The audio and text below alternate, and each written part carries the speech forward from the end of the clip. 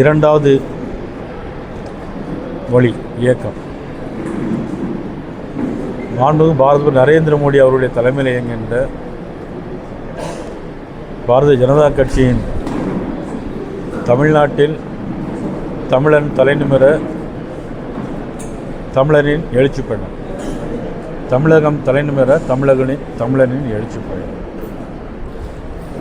இந்த 23ஆம் நாள் கோவில்பட்டியில், இந்த கரிசல் காட்டின் மண்ணின் தலைநகராக விளங்கின்ற கோவில்பட்டியில் இன்று மிக பிரம்மாண்டமான எழுச்சியோடு நடைபெற்ற இந்த கூட்டத்தில் பல்வேறு கருத்துக்களை நாங்கள் எடுத்துரைத்தோம்.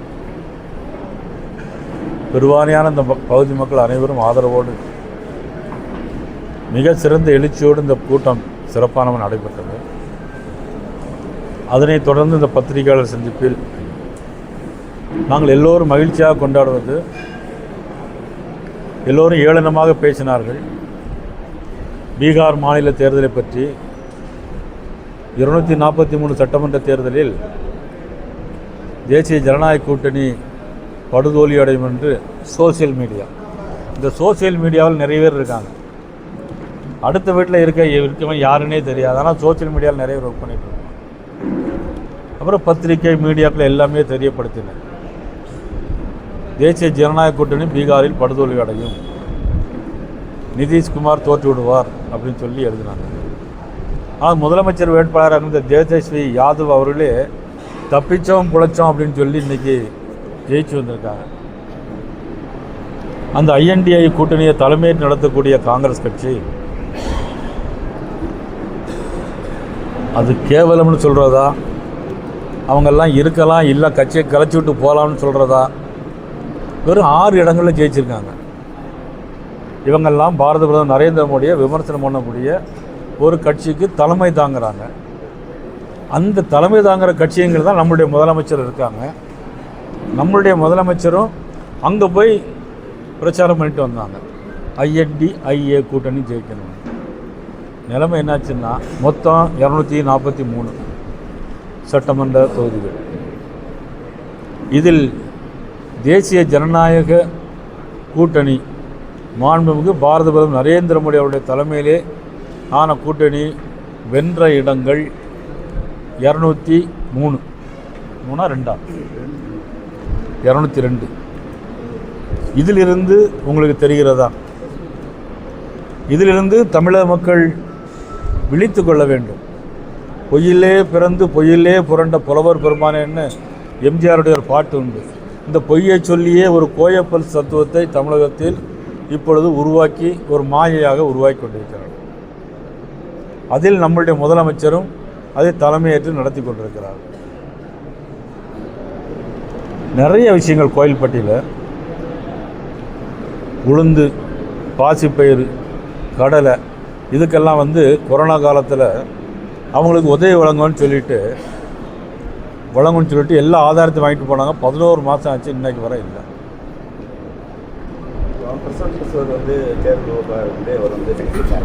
யாருங்க? அவரை பற்றிலாம் பேசாமல் விட்டுருங்க, வேறு நல்ல ஆட்களை.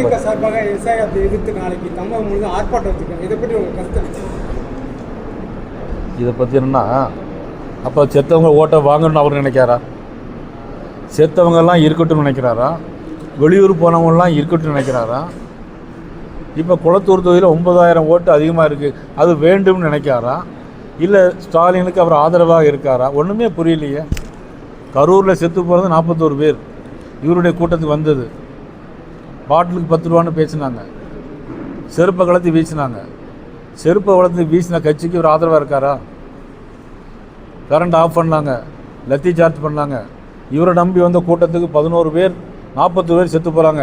40 பேர் சாவின் மீது நடந்து ஸ்டாலினுக்கு ஆதரவு தெரிவிக்காரா? ஒரு கவுன்சிலர் ஆகியிருக்காரா? சட்டமன்ற உறுப்பினர் ஆகியிருக்காரா? நீங்கள்லாம் பெருசாக தாவேக்கான்னு பேசிகிட்டு இருக்கிறீங்க. எந்த அளவில் பேசிகிட்டு இருக்கீங்க?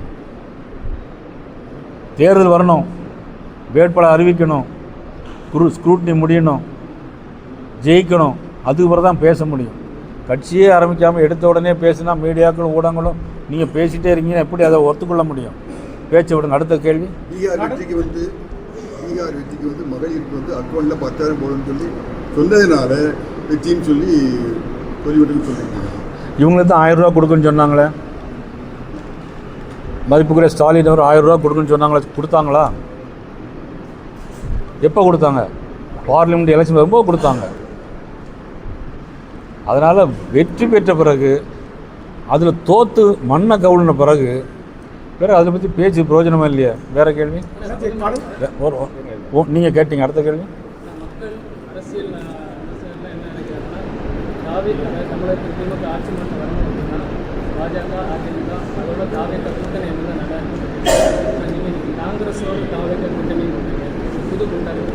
இல்லை எதுனா அப்படி ஒரு செய்தி. ஏன்னா இன்றைக்கி காங்கிரஸ் கட்சி கழுதை தேஞ்சு கட்டரும்பாச்சுன்னு சொல்லுவாங்கள்ல, அது மாதிரி நமது மதிப்புக்குரிய ராகுல் காந்தி தலைமையிலான காங்கிரஸ் கட்சி இன்றைக்கி எத்தனை இடத்துல ஜெயிச்சிருக்கு தெரியுமா?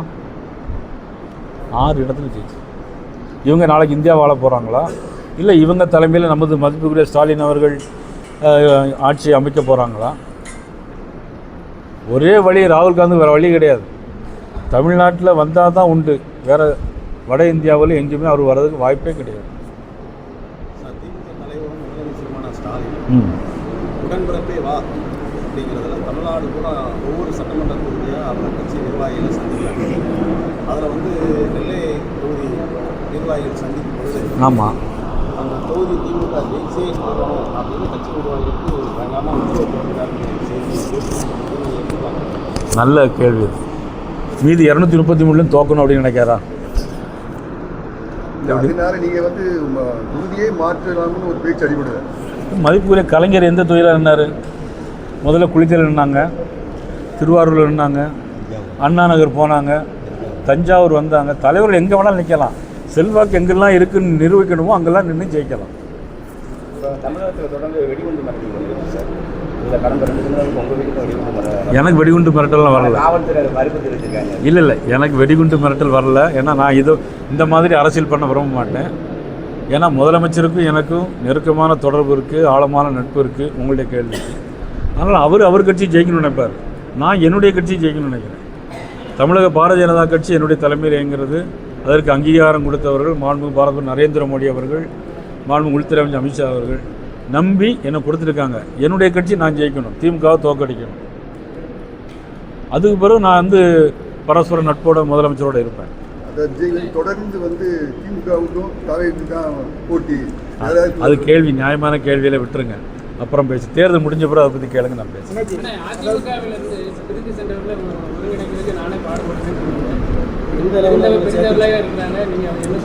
இல்லை உண்மைதான். நான் வந்து நிறைய பேர்கிட்ட பேசினேன். எல்லோரும் ஒன்றா இருக்கணும். ஏன்னா வந்து யார் முதலமைச்சராக வரணும் அப்படிங்கிறத காட்டிலும் யார் முதலமைச்சராக இருக்கக்கூடாது. தனிப்பட்ட ஸ்டாலின் அவர்கள் முதலமைச்சராக இருக்கக்கூடாது நான் விரும்பவே இல்லை. திமுக தலைமையினால் அவருடைய ஆட்சி இருக்கக்கூடாதுன்னு நான் விரும்புகிறேன். அதனால் எல்லோரும் ஒன்றா சேரணும்னு நினச்சேன். ஆனால் அவங்க விருப்பப்படி அவங்க வந்து ஒவ்வொருவரும் எம்ஜிஆருடைய வழியில் வந்தவர்கள், திமுக வரக்கூடாதுன்னு நினைத்தவர்கள். ஆனால் இன்றைக்கி திமுக வர வேண்டும் என்று நினைத்தால் அதற்கு நம்ம பொறுப்பேற்க முடியாது. அதாவது அதிமுகவும் யோசிச்சு சொல்லுங்க. நீ யோசிச்சு சொல்லுங்க, அவங்க டைம் தரேன். அடுத்த பார்த்து. கடந்த காலங்களில் தேர்தல் தேதி குறிக்கப்பட்ட பின்னர் தேர்தல் சூடு பிடிக்கும். ஆனால் தேர்தல் ஆணையத்தில் திருடர்கள் இல்லை. தற்பொழுது நியாயமாக நடக்கும் என்றால் அங்கே தேர்தல் ஆணையத்தில் திருடர் அமைந்திருப்பதால் அவர்களுக்கு தலைமை தாங்குவது மோடியும் அமித்ஷாவும் இருப்பதாக திமுகவினுடைய எம்பி ராசா கருத்து பதிவு சொல்லியிருக்காரு. இதை பற்றி ஒரு கருத்து. அந்த ராசாவுக்கும் அவருடைய தலைவராக இருக்கக்கூடிய மதிப்புக்குரிய ஸ்டாலின் அவர்களுக்கும் ஒரு கேள்வி. அப்போ வந்து அன்னைக்கு திருடர்களாக திமுகவும் தேர்தல் ஆணையமும் சேர்ந்துருந்ததா? 2021 தேர்தல் சேர்ந்துருந்துச்சா? நீங்கள் இந்த கேள்வியை ராசாட்டையும் முதலமைச்சர் ஸ்டாலின்கிட்ட கேட்டு என்கிட்ட பதில் சொல்லுங்கள். சரியா? 2021 திமுக ஜெயிச்சிச்சு. அப்போ தேர்தல் ஆணையம் திருடர்களாக, இந்த திராவிட முன்னேற்ற கழகம் திருடர்களாக ஒன்றாக இருந்தார்களா? அப்போ ஜெயித்தார்களே. அப்போ ஏன் அந்த கேள்வி எழவில்லை? சொல்லுங்கள் கமான். வேறு பீகாரை தாண்டி வெற்றி அமையும். அதே சீட்டில் அதே அளவு நீங்கள் கேட்பீங்களா பாஜக? அது எங்களுக்கு வந்து எங்களுக்கு சீட் ஷேரிங் முக்கியம் இல்லை. எங்களுக்கு திமுக ஆட்சியில் இருக்கக்கூடாது. ஒரு ஆன்மீக ஆட்சி தமிழ்நாட்டில் வர வேண்டும். ஒரு பாசிச ஆட்சி சமுதாய ரீதியாக அனிதா ராதாகிருஷ்ணன் போன்றவர்கள், ஜாதி ரீதியாக செயல்படக்கூடிய அனிதா ராதாகிருஷ்ணன் போன்றவர்கள் மத ரீதியாக செயல்படுகிற திமுக போன்றவர் ஆட்சியில் இருக்கக்கூடாது, தமிழகத்தில் இருக்கக்கூடாது. அதிமுகவும் பிஜேபி கூட்டணி வச்ச பிறகு எந்த கட்சியுமே கூட்டணிக்கு வரலையே. அதிமுகவும் காங்கிரஸ் எதுக்கு வரணும்? நான் தேவைப்பட்ட அவங்களுக்கு தேவைப்பட்ட வரணும். நாங்கள் யாரையும் கூப்பிட வேண்டிய அவசியம் இல்லை. ரெண்டு பெரிய நாங்கள் ஆட்சி அமைப்போம்லாம் சொல்கிறோம். நாங்கள் ஆட்சி அமைப்போம். நீ அதான் யோசிச்சு கேட்குறீங்க. அப்போ மறந்துட்டீங்க. இப்போ யோசிச்சு கேட்குறீங்க. வந்தால் கண்டிப்பாக சேர்ப்போம். நீங்கள் கூட வந்தால் சேர்ப்போம். நீங்கள் கூட கட்சி ஆரம்பித்து வந்துட்டோம், நாங்கள் சேர்ப்போம். சிறிய கட்சி தானே நிறைய வெற்றி வாய்ப்புகளை வந்து சந்தேகம் இல்லாமல் 50 பைசா ஒன்றுக்கும் 4 அணா இருக்குது தெரியுமா? 4 அணா தெரியுமா? எவ்வளோ 4 அணா எவ்வளோ சொல்லுங்க. 50 பைசா 4 அணா தெரியுமா? நிறைய பேர் தெரியும். 4 அணா 10 பைசா 5 பைசா 2 பைசா 1 பைசா. ஆமாம். அந்த ஜெயிச்ச பிறகு அந்த 1 பைசாவுக்கும் வேல்யூ உண்டு. 50 பைசா அதுக்கப்புறம் 50 பைசா தான் வேல்யூ. ஆனால் ஜெயிக்கும்போது 1 பைசாவுக்கும் வேல்யூ, 4 அணாவுக்கும் வேல்யூ உண்டு. வெற்றி அதுதான் இலக்கு. ஒன்று சேரணும் எல்லாரும். அரசியல் களத்தில் வந்து திமுக தலைமையை கடுமையாக விமர்சனம் பண்ணுறீங்க. தேர்தல் களம் வந்தால் மட்டுமே அவங்க வெற்றி பெறுவதற்கு மறைமுக உதவி பண்ணுறீங்க. அந்த மாதிரி கருத்து நிலவுது. எப்படி உங்கள் கருத்து என்ன? இது மோசமான கேள்வி. இல்லை ஏன்னா ஆதாரத்தோட இதெல்லாம் வந்து என்ன அதிக பிரச்சனைத்தனமான கேள்வி. திமுக வெற்றி பெறதுக்கு நான் எப்படி உதவ முடியும்? நான் எப்படி ஜெயித்தேன்? அப்போ இது அதிக பிரச்சனைத்தனம், தேவையில்லாத கேள்வி. நான் கோவப்பட நினைக்கக்கூடாது. இந்த மாதிரிகளே அடுத்த தலைவர்கிட்ட நீ கேட்காங்க. அசிங்கமாக இல்லையா உங்களுக்கு? ஒரு கட்சியினுடைய தலைவர்னா நான் என் கட்சியில் இருந்தே நான் வந்து பிஜேபியில் ஜாயின் பண்ணி 2021 26 ஓட்டில் ஜெயிச்சிருக்கேன். இப்படி இந்த மாதிரி கேள்வியெல்லாம் கேட்கறதுக்கு திமுக அவங்க ரூபா கொடுத்துருக்காங்களா? இல்லை நீ திமுக கைக்கூலியா? நீங்கள் இல்லை திமுக போட்டியிடும் போது நீங்கள் வந்து பாஜக வந்து கடுமையாக ஒர்க் பண்ணாங்க. பாஜகவுக்கு தான் கிடைக்கும் சூழ்நிலையில் வந்து நீங்கள் திமுக எவ்வளோ ரூபா வாங்கிட்டு செயல்படுறீங்க? எந்த பிரச்சனைங்க? இல்லை உங்கள் பேர் என்னது? இல்லை நீ கண்டிப்பாக நீங்கள் திமுகவில் ரூபா வாங்குறீங்க. லைவில் போயிட்டுருக்கா இல்லையா? திமுக இல்லை நீங்கள் கண்டிப்பாக திமுகவுடைய கைக்கூலி, அதில் சந்தேகம் இல்லை. ஒரு கருங்காலி. நீங்கள் அது சந்தேகம் இல்லை. கருங்காலி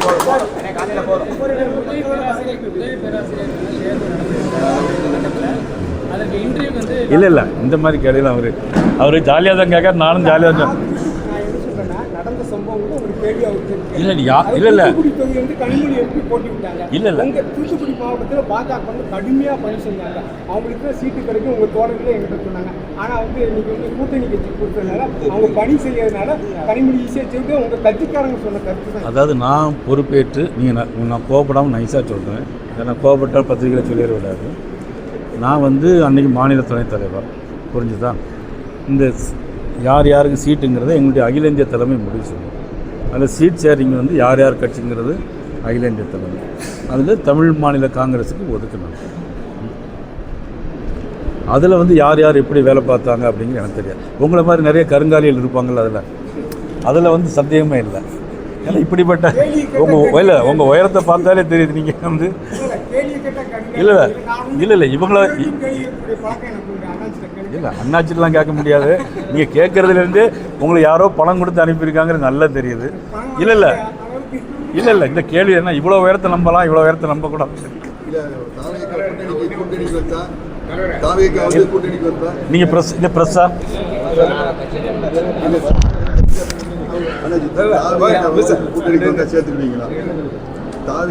இல்லை அதை வந்து இதெல்லாம் எங்களுடைய அகில இந்திய தலைமை முடிவு செய்ய முடியும். கூட்டணி கட்சி பேச்சுவார்த்தை சில விஷயங்கள் எல்லாமே அகில இந்திய தலைமை முடிவு பண்ணுவாங்க. என்னால் மாநில தலைவர்கள் முறையில் சில விஷயங்களை முடிவு பண்ணி எங்களுடைய பரிந்துரையை நாங்கள் அனுப்ப முடியும். இல்லை அதெல்லாம் நான் கூட்டணி ஆட்சியோ சீட் ஷேரிங்கோ நான் முடிவு பண்ண முடியாது. அகில இந்திய வேற கொஸ்டின் தப்பா நினைக்காங்க ப்ளீஸ்.